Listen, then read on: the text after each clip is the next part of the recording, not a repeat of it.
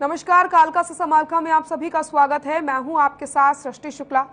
इस वक्त की बड़ी खबर आपको बता देते हैं। सीएम मनोहर लाल का दिल्ली दौरा, कुछ देर में हरियाणा भवन पहुंचेंगे सीएम मनोहर लाल। अधिकारियों के साथ कर सकते हैं बैठक। नीति आयोग की बैठक से पहले चर्चा कर सकते हैं। कल होनी है नीति आयोग की बैठक। बड़ी खबर आपको बता रहे हैं, सीएम मनोहर लाल का दिल्ली दौरा, कुछ देर में हरियाणा भवन पहुंचेंगे सीएम। अधिकारियों के साथ कर सकते हैं बैठक। नीति आयोग की बैठक से पहले कर सकते हैं चर्चा। कल होनी है नीति आयोग की बैठक। सीएम मनोहर लाल का दिल्ली दौरा, कुछ देर में हरियाणा भवन पहुंचेंगे सीएम।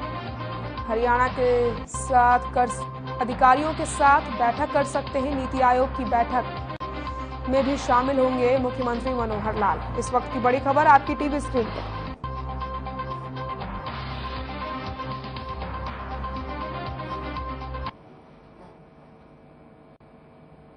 करनाल में मुख्यमंत्री मनोहर लाल ने होंडा कंपनी के सहयोग से स्थापित किए गए ड्राइविंग ट्रेनिंग एवं रिसर्च इंस्टीट्यूट का उद्घाटन किया। सड़कों को दुर्घटना मुक्त करने के लिए चालकों को उच्च प्रशिक्षण देने के लिए प्रदेश में करीब 12 सेंटर खोले जाएंगे। लगभग 9.25 एकड़ भूमि पर बने ड्राइविंग प्रशिक्षण एवं अनुसंधान संस्थान के लिए सरकार ने भूमि दी है और कंपनी ने 34 करोड़ की लागत से सेंटर का निर्माण किया है। मुख्यमंत्री ने कहा कि दुनिया भर में सड़क दुर्घटनाएं लोगों की मृत्यु का सबसे बड़ा कारण है, इसलिए दुर्घटनाओं पर अंकुश लगाना जरूरी है, जिसमें यह संस्थान अहम भूमिका निभाएगा। उन्होंने कहा कि आधुनिक सुविधाओं से युक्त ये पहला चालक प्रशिक्षण एवं अनुसंधान संस्थान होगा। कॉमनवेल्थ खेलों में हरियाणा के खिलाड़ियों के प्रदर्शन पर मुख्यमंत्री ने बधाई देते हुए कहा कि एक बार फिर से हरियाणा के खिलाड़ियों ने खेलों में अपना कमाल दिखाया। कांग्रेस द्वारा महंगाई के मुद्दे पर किए गए प्रदर्शन को लेकर मुख्यमंत्री ने जवाबी हमला बोलते हुए कहा कि कांग्रेस भूल गई है कि उनके समय में महंगाई आसमान छू रही थी। उन्होंने कहा कि पिछले 4 महीने से लगातार महंगाई घट रही है।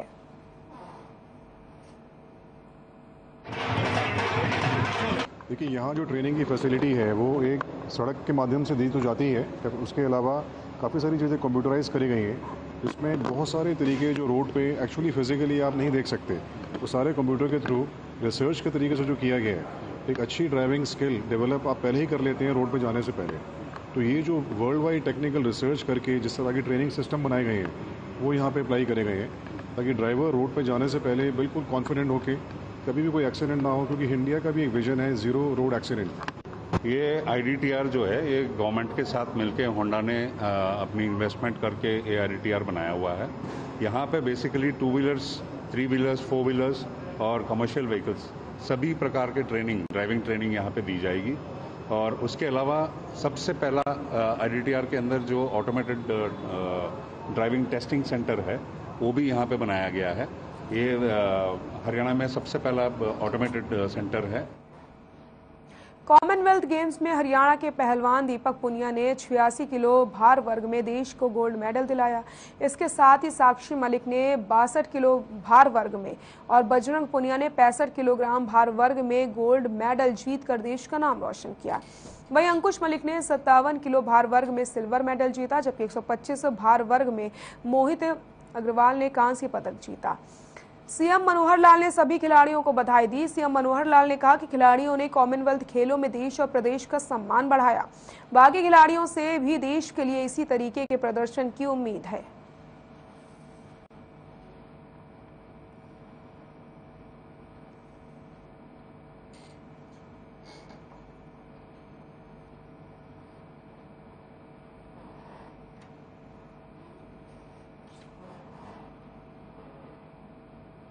बजरंग पुनिया ने एक बार फिर से अपने बेहतरीन प्रदर्शन से दुनिया में भारत का नाम रोशन किया। कॉमनवेल्थ गेम्स में 2022 में कनाडा के मैकलीन लाचालान को 65 किलो भार फ्री स्टाइल रेसलिंग में हराकर गोल्ड मेडल हासिल किया। बजरंग पुनिया परिवार में खुशी का माहौल है, साथ ही उनके गांव में भी जश्न का माहौल देखने को मिल रहा। बजरंग पुनिया के पिता ने कहा कि बजरंग उनसे वादा करके गया था कि गोल्ड मेडल लेकर आऊंगा और बजरंग पुनिया ने अपना वादा पूरा किया। पिता ने बताया कि वर्ल्ड चैंपियन में बजरंग 3 मेडल पहले लेकर आ चुका है और अब आने वाली वर्ल्ड चैंपियन में गोल्ड मेडल लेकर नाम रोशन करेगा।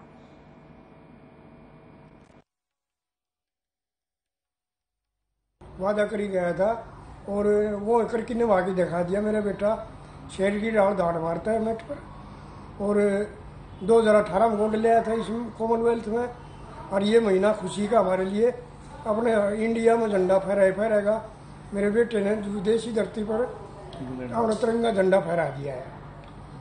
बहुत बढ़िया गेम दिखाया है और पूरे वर्ल्ड में नाम कमा दिया उसमें। और डबल खुशी है इस महीने में, दो झंडे लगा जाएंगे। और मेरे बेटे विदेश में जाकर भी अपना इंडिया का झंडा फहराया है और हमारी बहुत खुशी है। इस खुशी को हम बयान भी नहीं कर सकते थे। और मेरा बेटा चित्ते ही तरह लड़ता है और उसका साहस इतना है कि आगे भी ऐसे चलता रहेगा। वो भारत में नंबर 1 स्थान प्राप्त किया, चित्ता से शुरू करके शेर बन के उभरे और हमारे भारत का एक बेटा हमारे लिए गौरव का स्थान प्राप्त किया। और सोनीपत और झज्जर में हर जगह खुशी मनाई जाए। Ambala cantt PWD rest house में एक बार फिर से गृह मंत्री अनिल विज ने जनता दरबार लगाकर लोगों की समस्याओं को सुना। हालांकि पहले भी गृह मंत्री अनिल विज हर शनिवार को पीडब्ल्यूडी रेस्ट हाउस में जनता दरबार लगाया करते थे और लोगों की समस्याओं को सुना करते थे, लेकिन नगर पालिका चुनाव होने के चलते आचार संहिता लगने के कारण जनता दरबार को बंद कर दिया गया। हालांकि अपने निवास स्थान पर वो जनता की समस्याओं को सुनते रहते थे। निवास स्थान पर लोगों की तादाद ज्यादा होने की वजह से फिर से गृह मंत्री अनिल विज ने पीडब्ल्यूडी रेस्ट हाउस में जनता दरबार लगाकर लोगों की समस्याओं को सुनने का फैसला लिया। आज एक बार फिर से जनता दरबार लगाया जा रहा है। इस मौके पर पूरे प्रदेश में हजारों की संख्या में फरियादी अपनी फरियाद लेकर गृह मंत्री अनिल विज के जनता दरबार में पहुंचे हैं।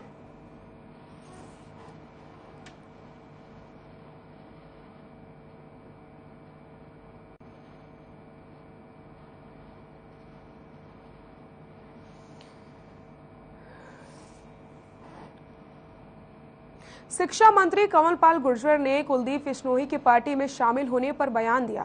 उन्होंने कहा कि पार्टी में आम आदमी के शामिल होने से भी पार्टी मजबूत होती है, लेकिन कुलदीप बिश्नोई एक मजबूत लीडर हैं, जिनके आने से पार्टी बिल्कुल मजबूत होगी। तो वहीं कांग्रेस समेत भूपेंद्र हुड्डा पर निशाना साधते हुए कहा कि भूपेंद्र हुड्डा सही कहते हैं, कुलदीप के जाने से कांग्रेस से कोई असर नहीं पड़ेगा, क्योंकि कांग्रेस आज इस हालात में है कि कोई आए या जाए कुछ भी फर्क नहीं पड़ता।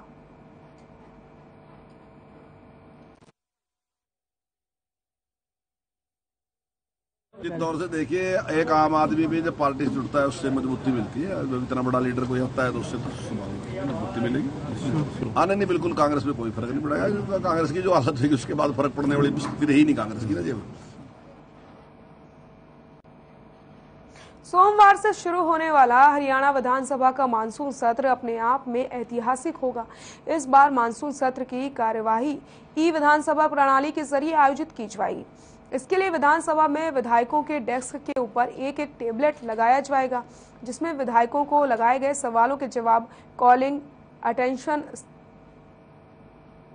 स्थगन की पूरी जानकारी होगी। चंडीगढ़ में हरियाणा विधानसभा के स्पीकर ने बताया कि विधानसभा प्रणाली शुरू करने के लिए 12 करोड़ का प्रोजेक्ट तैयार किया गया था, लेकिन ऐसे करीब 8.5 करोड़ रुपए ही इसको पूरा कर लिया गया। विधानसभा प्रणाली के लिए 17 महीने पहले शुरुआत की गई थी।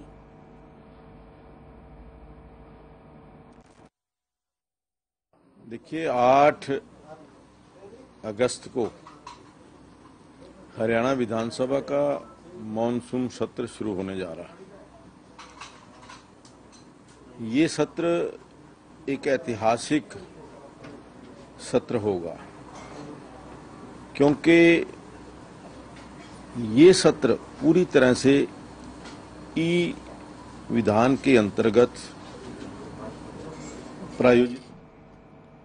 अंबाला शिक्षा विभाग अब सरकारी स्कूलों की सीनियर सेकेंडरी विंग के साइंस में पढ़ने वाले छात्रों को नाप तौल और क्वालिटी के बारे में जागरूक करेगा। इसके लिए सभी स्कूलों में छात्रों के क्लब बनाए जाएंगे। इस जागरूकता कार्यक्रम में ब्यूरो ऑफ इंडियन स्टैंडर्ड के नियमों के हिसाब से बच्चों को वस्तुओं की शुद्धता अशुद्धता मानकों से जुड़ा पाठ पढ़ाया जाएगा। साथ ही अंबाला के साइंस स्ट्रीम वाले 32 सरकारी स्कूलों में साल में 3 जागरूकता कार्यक्रम आयोजित करवाए जाएंगे। अंबाला की डीपीसी मीना राठी ने बताया कि बच्चों में वस्तुओं के तय मानकों के प्रति जागरूकता लाना इस कार्यक्रम का मुख्य लक्ष्य है।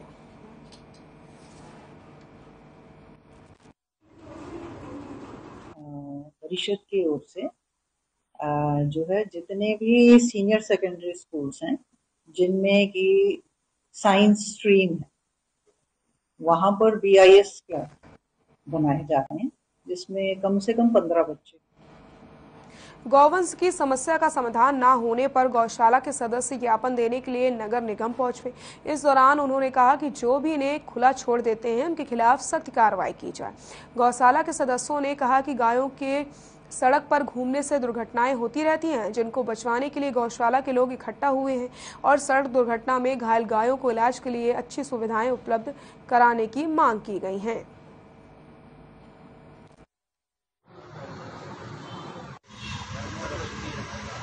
जय श्री राम जी। आज हमने नगर निगम कमिश्नर साहब को एप्लीकेशन दी है। जो बेसहारा गौवंश सड़कों पे घूम रही हैं, लगभग डेली इतने एक्सीडेंट हो रहे हैं, इसमें गौवंश भी प्राण छोड़ रहा है और जो आम व्यक्ति है उनको भी चोटें लग रही हैं। कई लोग प्राण छोड़ चुके हैं। तो इसमें सभी संस्थाएं मिलकर यहाँ पर नगर निगम कमिश्नर साहब के पास पहुँची है। जय श्री कृष्ण, जय श्री राधे। आपके चैनल के माध्यम से मैं बताना चाहूँगा कि समस्या वही है पुरानी, जो पहले भी हम जिसके लिए कई बार इसके लिए आग्रह और ज्ञापन दे चुके हैं, पर उस पर कार्रवाई कुछ टाइम होती है, फिर वही शुरू हो जाता है। अब आप पिछले दिनों भी देखा होगा भी रूटीन में ही एक्सीडेंट हो रहे हैं। एक्सीडेंट ऐसा है कि देखो पशु है, उसने तो बैठना कहीं ना कहीं विचरण करना है, उसको जगह नहीं मिलेगी, उसने बैठ जाना। तो ये तो प्रशासन की कार्रवाई है कि वो उसको समुचित जगह उपलब्ध कराए या गौशाला में भेजे। ये गौ सेवा समिति वाले आए थे और ये कह रहे हैं कि शहर के अंदर गौवंश जो है वो सड़कों पे नजर आते हैं और जिससे जान माल का नुकसान होने का भय रहता है और उनको पकड़वाने के लिए उन्होंने ये अपील की है। तो मैं यहाँ आप लोगों को बताना चाहूँगा कि नगर निगम जो है वो समय समय पर इस तरह कार्य करता है कि गौवंश को पकड़वा के और गौशाला में। वक्त हो चला एक छोटे से ब्रेक का, जल्द हाजिर होते हैं, कहीं मत जाइएगा।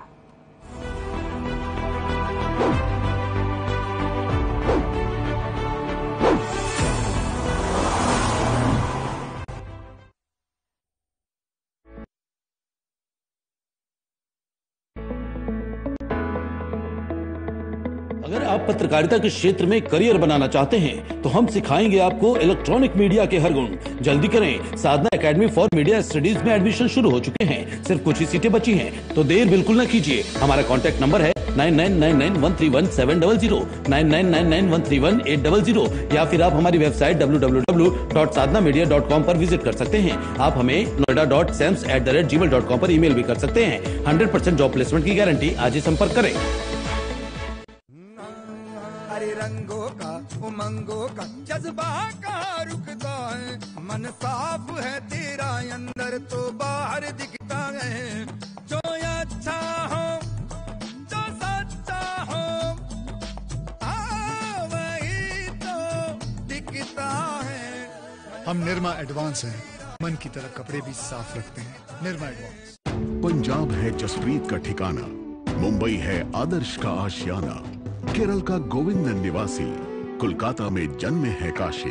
हर हिंदुस्तानी की शान ARB बियरिंग्स, जोड़े सारा हिंदुस्तान। जब रेवाड़ी में बाहर निकलते हैं तो आपको क्या लगता है कि कहां पर रेवाड़ी में कमी है जिसे आप ही पूरी कर पाए? कहीं भी अगर कोई समस्या मुझे नजर आती है, कहीं पे वाटर लॉगिंग हो रही है या फिर कहीं पे कचरा जमा हुआ है या कहीं पे जो कुछ गलत चीजें हो रही है, तो वो तुरंत नोटिस में लाई जाती है संबंधित डिपार्टमेंट। 5 साल का सफर आपका है ये, तो किस तरह का सफर रहा आपका, किस तरह की जर्नी रही अब तक? सबसे पहले 2017 में सिलेक्शन के बाद हमारी ट्रेनिंग हुई, मसूरी में ट्रेनिंग होती है जिसमें हमें एडमिनिस्ट्रेटिव कैपेबिलिटीज़ को इनबिल्ट करने के लिए ट्रेनिंग कराई जाती है। उसके बाद में हमारी डिस्ट्रिक्ट ट्रेनिंग भी होती है जो कि मेरी हिसार हरियाणा में हुई है।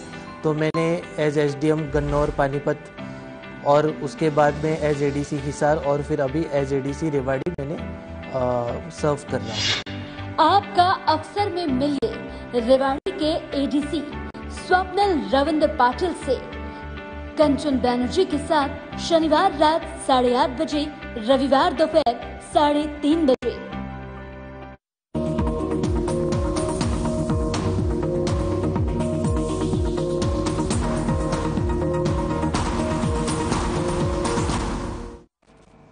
ब्रेक के बाद एक बार फिर से आप सभी का स्वागत है। कर लेते हैं खबरों का। खबर झज्जर से है, जहां गांव खेड़ी खुमार में एक महिला ने मानसिक रूप से परेशान होकर जहरीला पदार्थ खा लिया, जिसके बाद उसकी तबीयत बिगड़ गई। महिला को इलाज के लिए झज्जर के सरकारी अस्पताल लाया गया, जहां उसकी मौत हो गई। पुलिस ने महिला के शव को पोस्टमार्टम कराकर शव परिजनों को सौंप दिया है। मिली जानकारी के अनुसार महिला पिछले काफी दिनों से मानसिक रूप से परेशान चल रही थी। कुछ समय पहले उसके बेटे की मौत हो गई थी, जिसके बाद से वो लगातार मानसिक रूप से परेशान चल रही थी। इसी परेशानी के चलते उसने जहरीला पदार्थ खा लिया। परिजनों ने उसे इलाज के लिए झज्जर के सरकारी अस्पताल में भर्ती कराया, जहां उसने दम तोड़ दिया।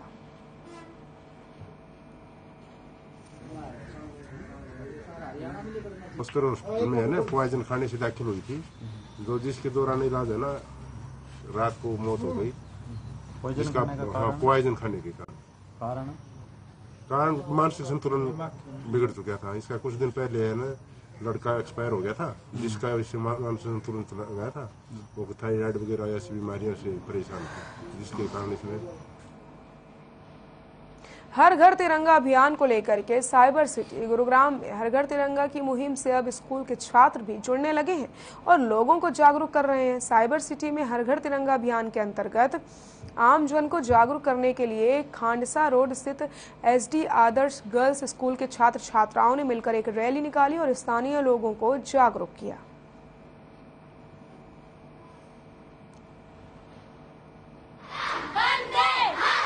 हम सभी तिरंगे झंडे को सभी लोगों को एक तरह से बताना चाहते हैं कि तिरंगे की क्या महत्व है, तिरंगा हमारे लिए कितना महत्व रखता है। हम सभी के घरों में अगर हम ये बातें सबको बता सके तो हमारे लिए बहुत खुशी की बात होगी। अगर हम सब लोगों को बताते हैं और हमारी वजह से अगर 4 घरों में भी तिरंगा लगेगा तो हमें इसकी वजह से बहुत खुशी होगी। मैं आपको पहले तो ये बताना चाहूँगी कि हम मोदी जी का तहे दिल से शुक्रिया करते हैं कि आजकल की जो जनरेशन है वो उनके माध्यम से उन्होंने जो ये मुहिम चलाई है तो वो तिरंगे की जो इम्पोर्टेंस है वो समझ पा रहे हैं। और आप देख रहे हैं जिस तरीके से पीछे हैं बच्चे, हमारे स्कूल के एसडी शिशु मंदिर girls high school Khandsa road के जो बच्चे हैं वो पूरे ही बिल्कुल ऐसे एक्टिव होकर इस चीज़ के लिए तैयार है, क्योंकि अब हर घर में यही बात चल रही है। कोने कोने में बच्चे यही सुन के आ रहे हैं कि हर घर तिरंगा। आज हम अपने स्कूल के माध्यम से बच्चों को ऑन रोड ये फ्लैग मार्च लेकर जा रहे हैं ताकि आसपास के लोगों को पता चले कि 15 अगस्त के दिन जो मोदी जी ने मैसेज निकाला है कि हर घर तिरंगा लहराया जाए, तो इस माध्यम से बच्चों के माध्यम से हम लोगों को यही मैसेज देने के लिए फ्लैग मार्च निकाल रहे हैं ताकि 15 अगस्त के दिन हर घर झंडा लहराया जाए, ताकि लोगों को अपने राष्ट्रीय ध्वज के स्वास्थ्य विभाग में काम कर रहे नेशनल हेल्थ मिशन के सभी लोगों की हड़ताल आज दूसरे दिन भी जारी रही। उन्होंने कहा कि सरकार नहीं मानी तो अपनी तो इस 3 दिवसीय हड़ताल को अनिश्चितकालीन में तब्दील कर दिया जाएगा। कर्मचारियों ने नारेबाजी करते हुए नागरिक अस्पताल परिसर में धरना दिया। हड़ताल से अस्पताल की आपातकालीन और कोरोना टीकाकरण सहित सभी सेवाएं बाधित हुई हैं।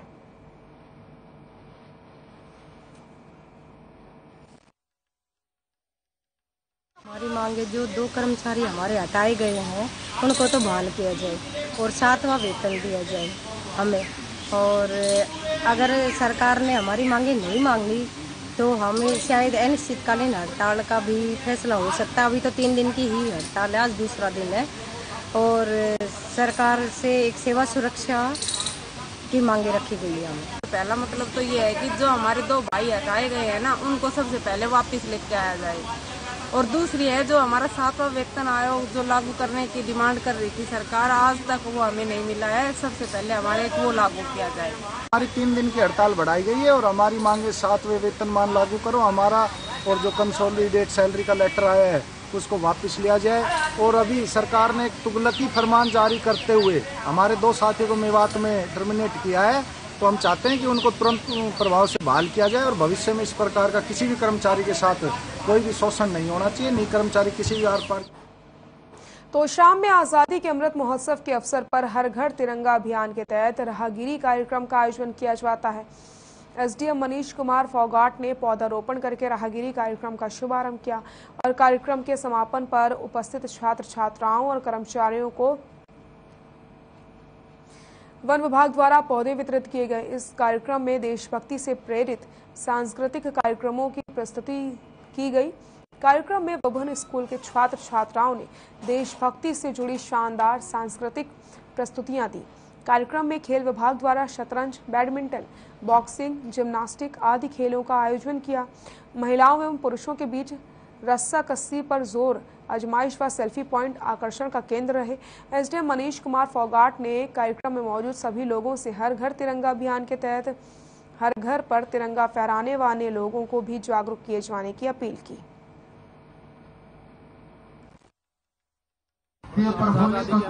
परिवार का उत्थान होता है।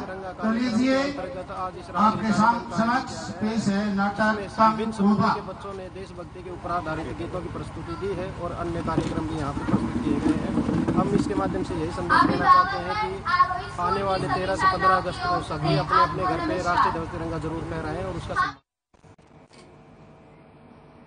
खबरों में फिलहाल के लिए इतना ही। देखते रहिए हर खबर। नमस्कार।